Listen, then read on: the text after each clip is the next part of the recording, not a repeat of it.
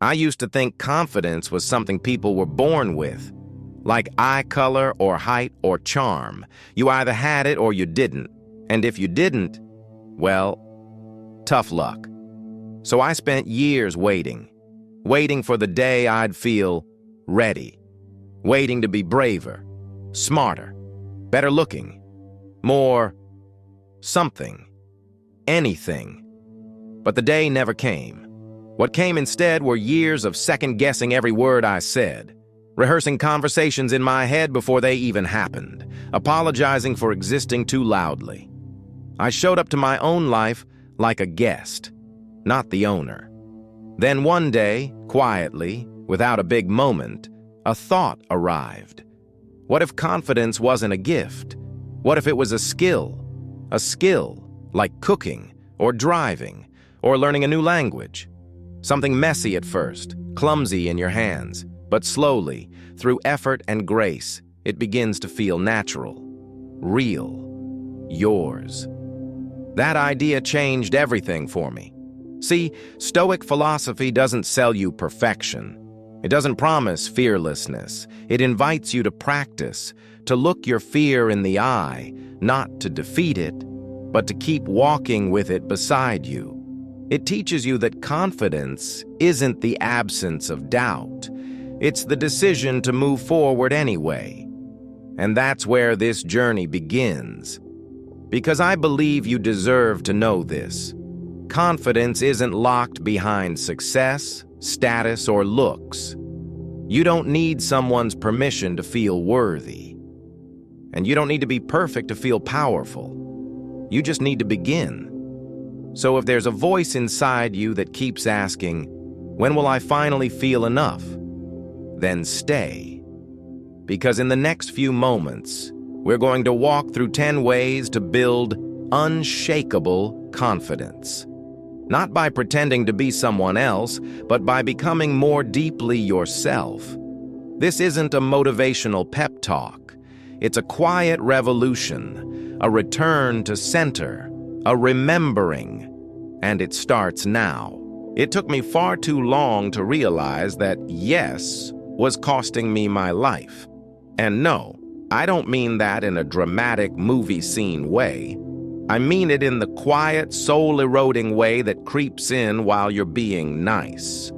You say yes to helping a friend move, though your back already hurts. Yes to staying late at work, though you promised yourself you'd finally go to the gym. Yes to that weekend event, though all you wanted was one quiet morning to yourself. And every yes chips a little piece away. Not from your time, but from your truth.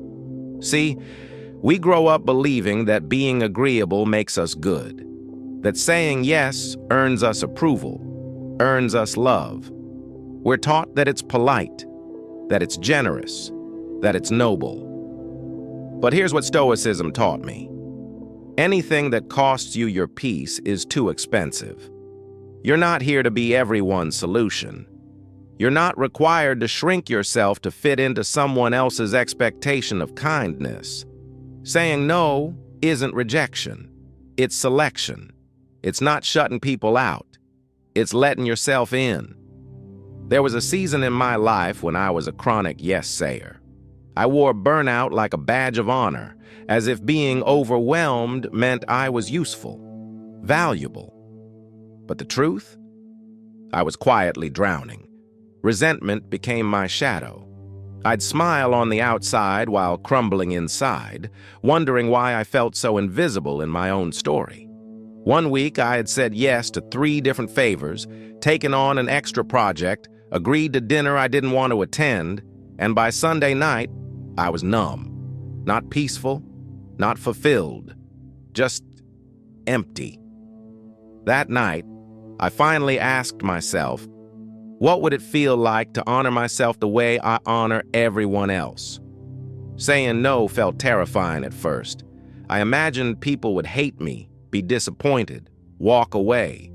But something unexpected happened instead. People adjusted. Some even admired it. And those who didn't? Well, maybe they weren't meant to stay close. The more I said no, the more I began to hear myself again. It wasn't easy. Old habits begged me to apologize, to explain, to over-justify. But I practiced silence, not rudeness, just clarity. No, thank you. I'm not available this week. That doesn't align with my priorities right now. No drama, no guilt, just peace. Stoic philosophy reminds us that self-respect is not loud. It doesn't demand approval. It doesn't wait for permission. It simply walks with dignity and speaks with clarity. And confidence? It grows with every boundary you hold. Every time you protect your time, your energy, your sanity, you tell yourself, I matter too. Think about how often we teach others to respect us, not through what we say, but through what we tolerate. If we always say yes, even when we mean no, we're sending ourselves the message that our needs are negotiable. But here's what's powerful. Every no you say to the world is a deeper yes to yourself. Yes to rest. Yes to healing. Yes to focus. Yes to peace.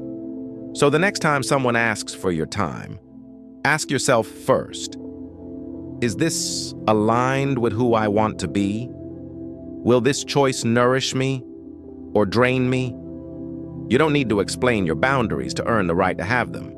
You can say no, softly, firmly, without guilt, and walk away knowing that saying no doesn't make you selfish. It makes you whole. Because at the end of the day, confidence isn't loud. It's quiet. Quiet like a door closed gently, like a voice that no longer trembles when it chooses itself. And it all starts with one brave, beautiful number. I used to believe that confidence came from perfection. That if I could just fix this flaw or that imperfection, if I could just get it all right, then I'd finally feel secure. I'd finally feel enough. So I chased after flawless like it was a destination. Spoiler: I never arrived. Instead, I found myself more anxious, more self-conscious, more exhausted. I would overthink every word, reanalyze every expression, and shrink away from opportunities just because I was scared someone might notice a crack in my facade. And worst of all, I was the one who noticed it most. That inner critic, it never slept. If you've ever stared too long in the mirror and seen only the things you hate, if you've ever replayed a conversation, not to remember the connection, but to punish yourself for the awkward parts, if you've ever sat in a room and wondered if everyone else saw through you, then you know what I'm talking about.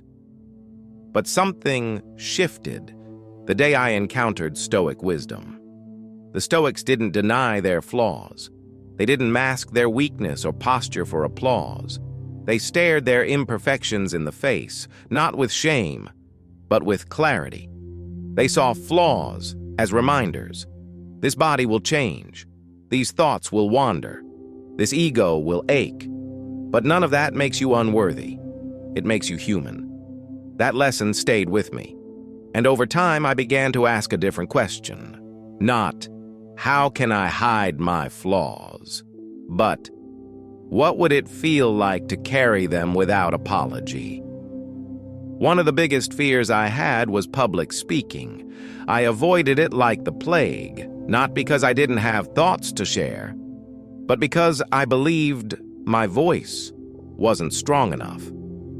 I thought if I stuttered or forgot a word, I'd lose respect, that my value would evaporate in front of a crowd. But the truth was, the only respect I kept losing was my own. So one day, I stood up. I spoke anyway. My hands shook. My voice cracked. I forgot a line. And you know what happened? Nothing. The world didn't collapse. No one pointed and laughed, and something incredible took root in the silence that followed. Relief. I had survived being imperfect. And in doing so, I had reclaimed a piece of myself, Real confidence isn't a mask. It's not pretending you don't have insecurities. It's having the courage to move forward while carrying them in full view. Flaws aren't weights to hide. They're scars that show you've lived. The most magnetic people I've met aren't the ones who seem polished. They're the ones who are real, who laugh at their own missteps, who own their gaps without self-pity, who don't try to be more. They just show up as they are. Imagine that kind of freedom. Imagine waking up one day and deciding, I am not a problem to fix. I'm a person to understand. Imagine what opens up when you stop waiting for permission to be whole. Every time you forgive yourself for not being perfect, you loosen the grip of shame. You breathe a little easier. And you tell the world, without saying a word, that you are enough as you are. Confidence built on perfection is fragile. Confidence built on authenticity, that's unshakable. So the next time that inner critic rises, don't argue with it. Don't wrestle with it. Just acknowledge it like you would an old friend. Smile and keep going. You are not your flaws. You are the one who carries them with grace, with strength, and with a quiet power that needs no approval. Own your story. All of it. Because confidence begins the moment you stop trying to erase who you are and start embracing who you've always been. There's this strange belief many of us carry, quiet but heavy, that to be confident, we must always have the answers, always know the right thing to say, always seem composed, informed, unshaken. But I'll tell you what I've learned the hard way. That belief is a prison. And the moment you step out of it, you breathe. For years, I played the role. At work, at parties, even in casual conversation. I had this urge to seem knowledgeable. I didn't even realize it was fear disguised as certainty. I wasn't trying to be arrogant, I was just terrified of looking incompetent. But pretending to know when you don't, it drains you. It separates you from growth. And it silently kills the part of you that once loved to ask, to learn, to wonder. The worst moment came during a team meeting. I was asked a question I didn't know the answer to. Instead of admitting it, I stumbled through an explanation I hoped sounded smart. But it backfired. The silence afterward wasn't just awkward, it was humiliating. I felt exposed, like every mask I wore had slipped, and yet something beautiful happened in that moment. I had nowhere left to run, so I faced the truth. I didn't know. I had tried to fake it and it failed, but I was still here. I hadn't shattered. I hadn't disappeared. I was just human. And maybe, just maybe, that was enough. That moment was the beginning of something better. Stoic philosophy tells us that true wisdom doesn't come from knowing more. It comes from knowing yourself, from understanding your limits, your blind spots, your gaps, and being honest about them. The Stoics never claimed to be omniscient. They trained themselves not to know everything, but to recognize what was worth knowing, and to remain humble about what they didn't. That humility, that's where real confidence lives. Not in the loudest voice, but in the calm one that says, I don't know, but I'm open to learn. After that meeting, I stopped pretending. I started asking more questions. I sought out mentors. I said, I don't know without shame and with curiosity. And here's the unexpected gift. People trusted me more. Turns out nobody believes the person who claims to know it all. But they do believe the one who's willing to admit what they don't know, and then does the work to find out. It's funny how backward we get it. We think saying, I don't know, will make us look weak. But it's the opposite. It shows integrity. It shows courage. It shows you value truth over ego, and that's magnetic. We all have limitations. Intelligence isn't about avoiding them. It's about navigating them with grace. When you release the pressure to be right all the time, your mind relaxes, your confidence strengthens, and your learning accelerates. Ask yourself, how many times have you held back, afraid of looking foolish? How often have you stayed silent when your voice could have added value, simply because you weren't 100% sure? Now imagine who you'd become if you gave yourself permission to wonder again, to not know, to explore openly. Confidence isn't the absence of ignorance. It's the willingness to walk beside it and keep moving. You don't have to impress people with knowledge. You'll impress them far more with honesty. So the next time you find yourself about to pretend, pause, take a breath, and try this. I'm not sure, but I'll find out. I don't know yet, but I'm curious. I'd love to learn more about that. Watch how the energy shifts. Watch how you feel lighter, freer, more grounded. Because when you stop performing certainty, you start living authenticity. And in that space, confidence thrives. Not because you have all the answers, but because you're finally asking the right questions. Somewhere along the way, we were told that beauty had rules, that it lived in smooth skin, flat stomachs, and youthful features. That the moment we spotted a wrinkle, a gray hair, or a little extra weight, we were slipping, falling out of grace, out of worth. And for a while, I believed it too. I remember the first time I noticed gray strands in my hair. It was a quiet morning, and the light in the bathroom made them gleam like silver threads. My instinct? Cover it, fix it, reverse it. As if this small signal of time meant I was losing something. My value, my presence, my place. But why? Why had we learned to treat signs of life as signs of decay? You see, the world profits from your insecurity, from the fear that you are running out of time, out of appeal, out of relevance. So it sells you creams, procedures, routines, promising youth, as if youth were the only chapter worth reading. But Stoicism offers a different mirror. The Stoics didn't chase eternal youth. They revered growth. They honored age not as decline, but as deepening. Each line, each mark, each transformation, they saw it not as something to hide, but something to understand. Beauty to them wasn't about pleasing the eyes. It was about elevating the soul. So I asked myself, what if I stopped fighting time? What if I saw these changes not as losses, but as symbols of all I've survived? Those lines, laughter, grief, sleepless nights, those grays, wisdom earned, not bought. That body, a witness to every chapter of my life. And as I leaned into that shift, something opened. I began to feel less desperate, less anxious.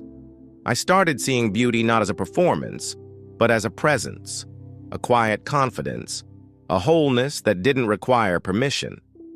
When you let go of the need to conform, you return to yourself. You begin to dress not to impress, but to express. You smile without worrying how symmetrical it looks. You move through spaces without apologizing for your age, your size, your shape. You stop shrinking. And here's what's surprising. When you stop performing beauty, you become luminous. Because nothing glows more than a person at peace with themselves. No filter can match the light of authenticity. We've all met people like that. People who, on paper, don't match the magazine cover, but when they walk into a room, the energy shifts. Why? Because they've made peace with who they are. That calm, that freedom. It's magnetic. Imagine waking up one day and no longer being at war with the mirror, no longer measuring yourself against an illusion curated by marketing boards and photo editing software. Imagine embracing your body the way you would a trusted companion, one who has carried you across years, through storms, into sunlight. Imagine looking in the mirror and instead of critiquing, you thank it for surviving, for evolving, for staying. Because beauty is not something you chase, it's something you live. You become beautiful the moment you stop asking the world for approval and start showing up fully. You don't need to fit a mold. You are the mold, unique, unrepeatable, necessary. So if you've ever felt that you're too much or not enough, if you've ever hidden yourself under layers of doubt, if you've ever wished to disappear just to avoid being judged, please remember this. Every age holds its own kind of radiance. Every scar is a sentence in your story. Every wrinkle is evidence that you've lived, and lived fully. Real beauty is not loud. It's not youthful forever. It doesn't beg to be seen. It just is. And when you learn to see yourself through that lens, raw, real, honest, you won't just feel more beautiful. You'll feel free. There's a quiet grief that comes when something you used to love no longer lights you up. A hobby, a routine, a tradition, once full of meaning, now feels like a chore. And yet, you keep doing it, out of habit, out of guilt, out of fear that letting go means you've failed. I know that feeling well. I used to collect antiques. Each item felt like a time capsule, every chipped edge a whisper from another era. I would lose hours in dusty markets, searching for objects that told stories. It was joy, pure, unexpected joy. But over time, that passion dulled. I kept collecting out of momentum, not meaning. The shelves grew cluttered. The spark turned into weight. Still, I held on. Because that's what we do, right? We honor the past. We stick with what once made us happy. We believe that letting go is betrayal. But what if it's not? What if letting go is a form of deep respect, not for the activity, but for yourself? Stoicism teaches us that nothing in life is fixed, not passions, not routines, not identity. We evolve.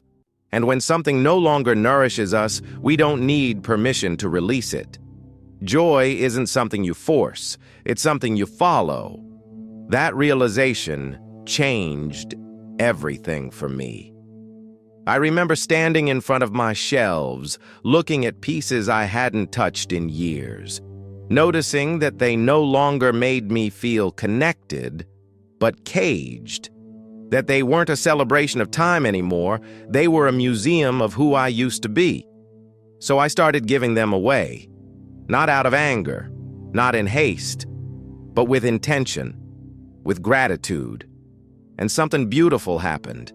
In that space, physical and emotional, new curiosity emerged. I found myself drawn to painting, something I had never tried before, something raw and strange and quietly thrilling. I was bad at it, really bad, but I felt alive again. Letting go of one chapter doesn't erase the joy it once held. It simply makes space for a new one. Think about your life now. What routines do you keep out of obligation, not joy? What activities used to feel like soul food, but now feel like chores? Maybe it's a morning run you once loved, but now dread. Maybe it's a book club, a social circle, a weekly dinner that's lost its spark. There is no shame in changing. The Stoics believed that nature itself teaches this. What blooms must also fall, and in falling, new seeds take root. You don't need to burn it all down. You simply need to pause and reassess. Ask yourself, does this still bring me closer to who I am? Does this nourish my mind, my heart, my energy? Or am I clinging because I'm afraid of the unknown? That fear is valid, but staying in stale routines is a kind of slow erosion, not dramatic, but steady. the kind of drain you only notice when it's too late. So catch it early, catch it now. Because when you give yourself permission to pivot, you send a message to your soul. I am still growing. I am still allowed to feel differently. I am still free to change. Imagine the possibilities waiting on the other side of that release. New passions, new people, new versions of yourself, ones you haven't met yet, but who are quietly waiting for space. Letting go isn't abandonment. It's alignment. You're not betraying the past. You're honoring your present. So if something in your life has gone quiet, don't rush to revive it. Sit with it. And if it no longer speaks your truth, be brave enough to set it down. Then listen deeply, because joy has a way of returning, not where you left it, but where you least expect it. Not every goodbye is loud. Some of the most life-changing ones happen in silence, with no drama, no fights, no long explanations. Just a quiet moment when your soul finally whispers, enough. I've had relationships in my life that started beautifully. We laughed. We shared memories. We leaned on each other through hard seasons. But slowly, almost invisibly, things shifted. What once felt safe began to feel heavy. Conversations left me drained. Interactions filled with tension. Kindness replaced by criticism. Presence replaced by pressure. Still, I stayed. Because I believed that history was reason enough. Because I didn't want to be the one who gave up. Because I thought love meant enduring discomfort. But the truth is, love doesn't ask you to shrink. It doesn't require you to betray your peace. Stoic wisdom taught me that not all suffering is noble. Some of it is optional. Some of it is a signal, a mirror, a lesson. We can't always choose who enters our lives, but we can choose who stays. And that choice, it's everything. You may have someone like that in your life, a friend, a partner, a family member, someone who leaves you second-guessing yourself, who uses sarcasm as a weapon, who only shows up when they need something, who makes you feel small more than they ever make you feel seen. It's hard, I know, especially when there's love woven through the pain, especially when memories cloud your clarity. But here's a truth that might sting at first, and then set you free. It's okay to outgrow people. It's okay to walk away even if nothing big happened. It's okay to love someone and still recognize they're not good for your spirit. One of the hardest decisions I've ever made was to let go of a longtime friend. We had shared years of stories, but every time we met, I felt smaller, less myself. I'd leave feeling like I had to recover. And after enough time, I asked myself, if I met this person today, would I choose to build a life with them? The answer was no. So I let go, with sadness, but also with honesty. The space that opened after was healing. Suddenly, I had room to reconnect with people who lifted me up.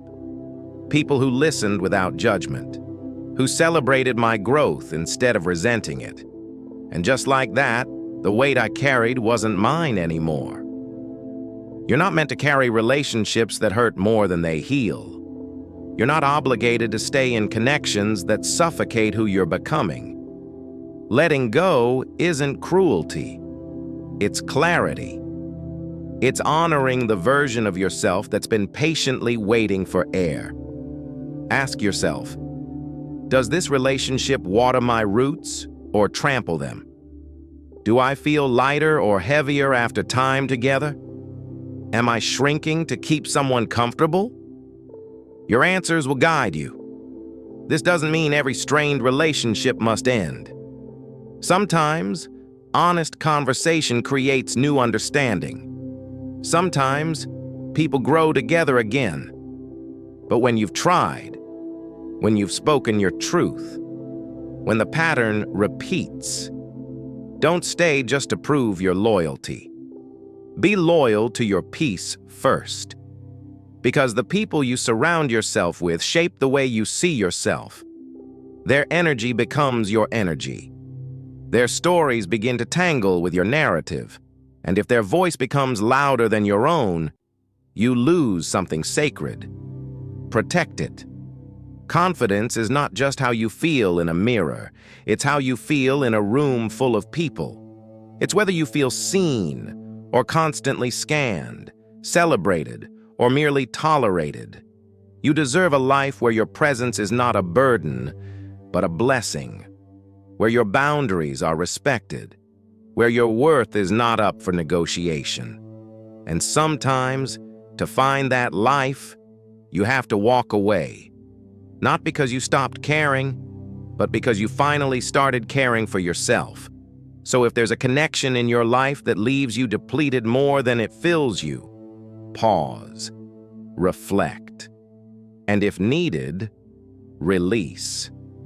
You're allowed to choose peace over history, healing over habit, growth over guilt. Because your life isn't a museum of memories, it's a living, breathing canvas, and you get to decide who paints on it. Comparison doesn't knock on the door. It just shows up, quietly, subtly, until one day, you're living someone else's life without even noticing. And the worst part? It feels normal. It feels like truth. You scroll through social media and feel behind. You hear about someone's promotion and wonder why it wasn't you. You see a friend's happy family photo and suddenly question your own path. This isn't envy. This is something deeper, something quieter. It's the belief that everyone else is doing life better than you, and that somehow you're failing. But here's what Stoicism taught me. Your life isn't a race. It's not a checklist, and it's definitely not a comparison chart. You were never meant to walk someone else's timeline. And yet, we do. We measure our worth by what others appear to have. We start believing that success has a shape, a color, a sequence, that by a certain age, we should have achieved this, looked like that, owned this, loved that. But all of it, every inch of it, is a lie. Because when you live by someone else's standard, you abandon your own soul's rhythm.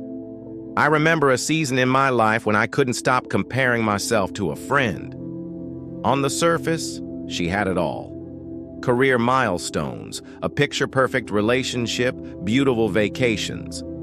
Every post was a reminder of what I thought I lacked.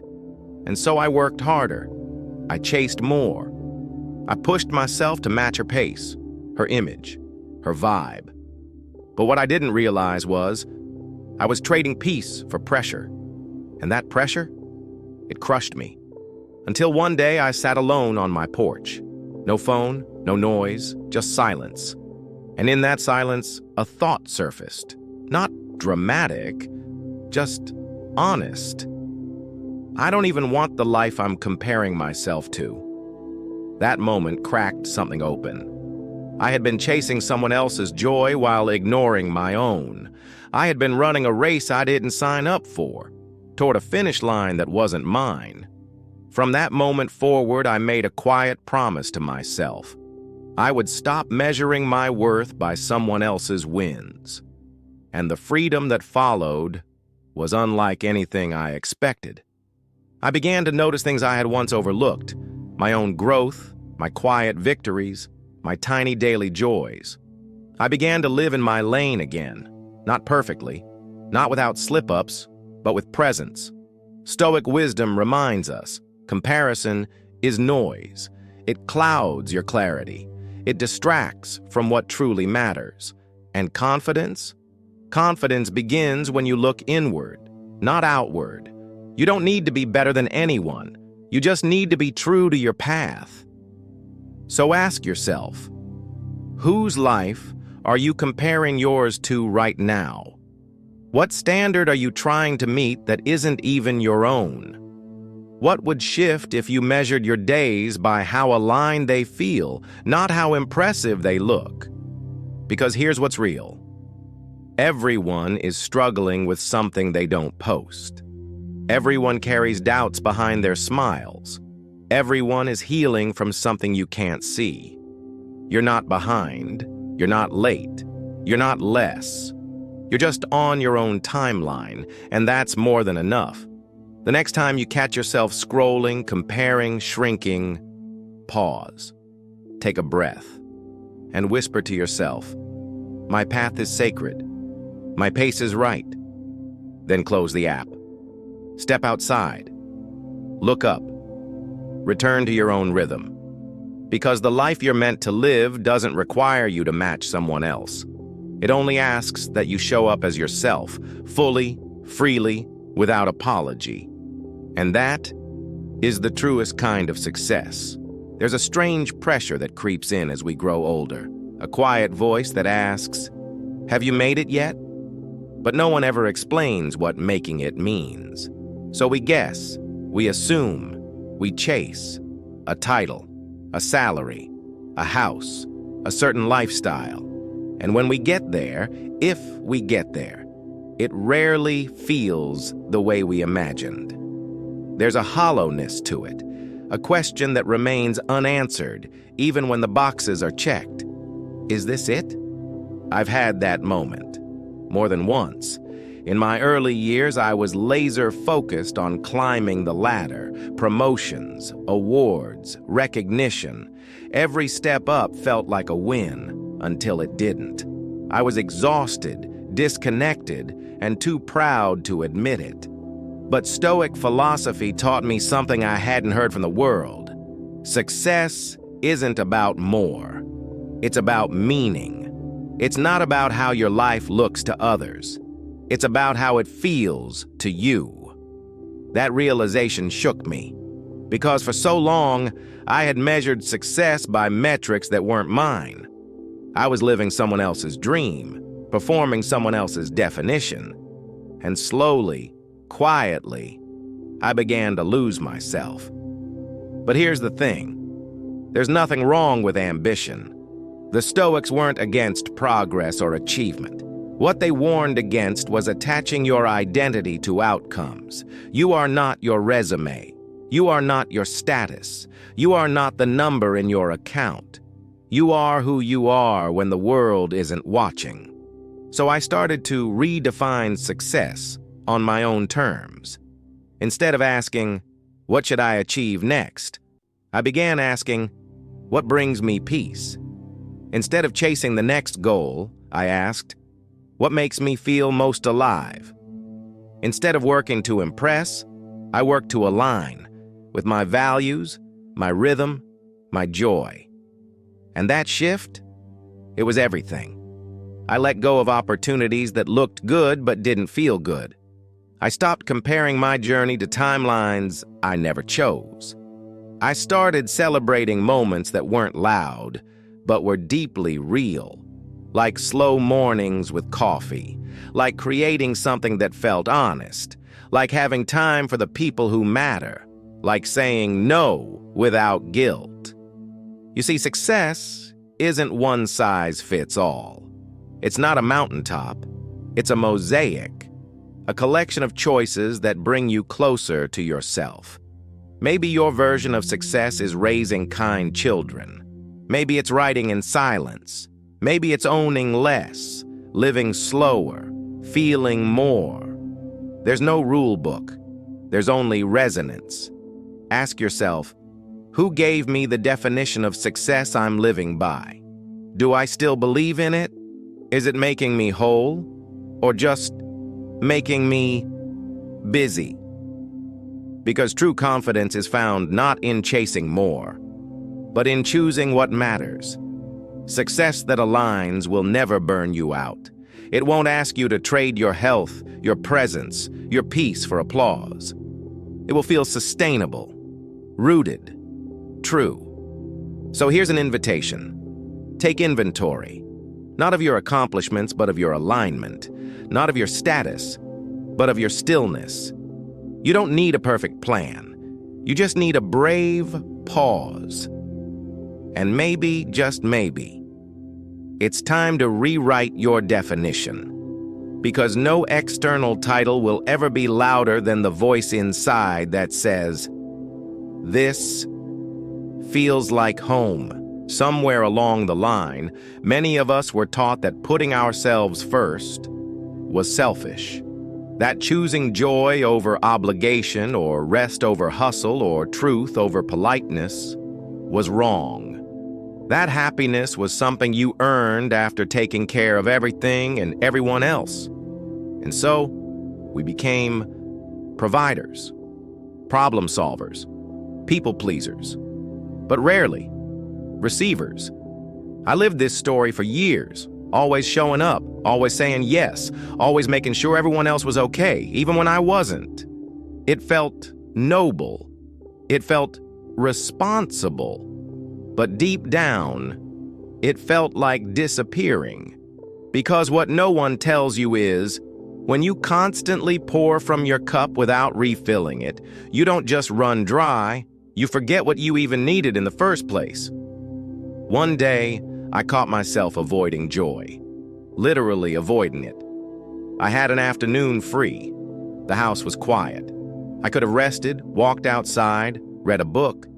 Instead, I filled the silence with tasks, chores, emails, noise. Why? Because a small nagging voice inside me said, "You don't deserve peace until everyone else is taken care of." That voice was lying. Stoicism taught me something radically simple. Your happiness is not a reward. It's a responsibility. Because when you're well, when you're rested, aligned, nourished, you become a better friend, a better parent, a better human. Joy is not indulgence. It's maintenance for the soul. And yet guilt clings to happiness like a shadow. We feel bad for saying no. We feel selfish for taking time off. We apologize for choosing ourselves, even when no one asked us to. But here's the truth. Guilt isn't always a sign of wrongdoing. Sometimes, it's just a signal that you're breaking an old rule that no longer serves you. Ask yourself, what would it look like to schedule your happiness, not as an afterthought, but as a priority? What if joy wasn't something that had to be justified, but simply followed? For me, that began with small, quiet rebellions. I took back my mornings, an hour each day just for me. No phone, no obligation, just space. Sometimes I read, sometimes I stared at the sky, sometimes I did nothing. At first, the guilt was loud, but over time, peace got louder. And something beautiful happened. I started showing up more fully, more calmly, more clearly. I was no longer giving from depletion, I was giving from overflow. And people noticed. Not because I told them, but because energy speaks before words ever do. You see, when you honor your happiness, you give others permission to do the same. You become a living invitation to freedom. But it has to start with you. So ask yourself now, are you living for others or with yourself? Are your days filled with obligation or with oxygen? You're allowed to choose differently, to say, I love you, but I also love me, to cancel without guilt, to rest without explanation, to follow joy even when it leads away from expectation. Because this life, this one short, fleeting, precious life, wasn't meant to be survived. It was meant to be lived, fully, lightly, on your terms. So stop waiting for permission to feel good. Stop delaying happiness until you've earned it. You are worthy of it, now. And every time you honor that truth, you reclaim a little more of your freedom. Have you ever walked away from a conversation and felt lighter? Not because you said something profound, not because it was funny or productive, but because, for a few sacred moments, you were simply seen. Now contrast that with another kind of interaction. The kind where every word feels like you're walking on glass, where you leave more tired than before you arrived, where, even in silence, something in you contracts. That's the power of influence. Not just what people say to you, but what they make you feel about yourself. For a long time, I didn't pay attention to this. I believed that loyalty meant endurance, that friendship meant history, that being a good person meant sticking around, no matter how it felt. But Stoic wisdom reminded me of a truth I couldn't ignore. Your inner peace is shaped by the company you keep.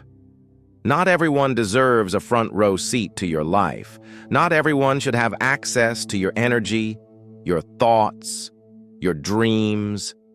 You are not being rude when you set a boundary.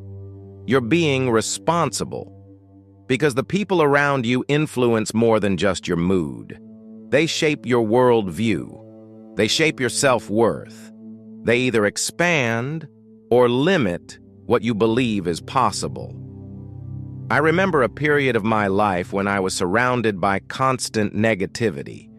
Co-workers who gossiped more than they created. Friends who doubted every idea before it could breathe. Conversations that revolved around complaints, not possibilities. And slowly, almost without noticing, I became smaller, less curious, less bold, less alive. Until one evening I sat alone, exhausted, not from work, but from people. That's when I realized I had been trying to grow in poisoned soil. From that day forward, I became intentional.